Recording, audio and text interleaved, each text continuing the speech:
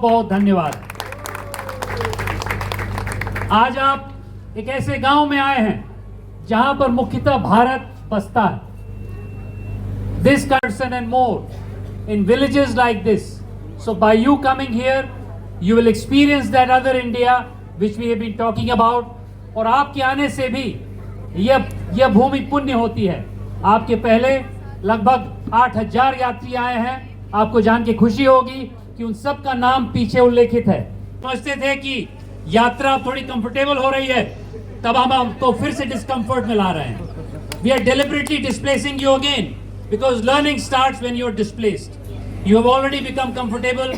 When you go back to the train tomorrow, I can guarantee you, you will hug the train. You will say, "This is my place." 1.5 week back, many of you were saying, "मैं कहाँ पहुँच गया या कहाँ पहुँच गई?" और आज की तारीख में you will go back to that because today we will discomfort you more.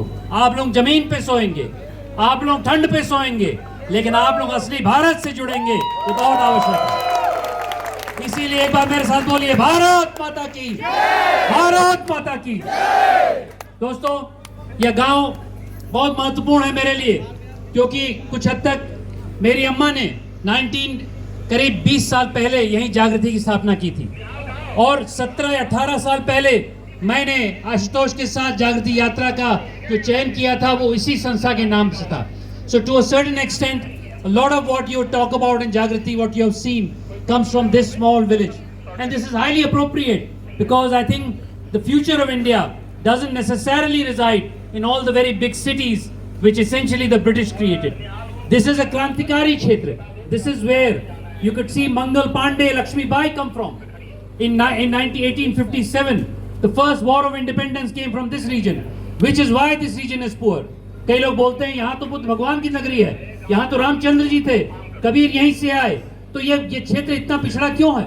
इसलिए है क्योंकि यहीं पर प्रताड़न हुआ था। For 90 years after 1857, this place was put under lockdown because they feared that another Mangal Pandey, another Lakshmi Bai Jhansi की नहीं थी, लक्ष्मी बाई तो पूर्वांचल की थी।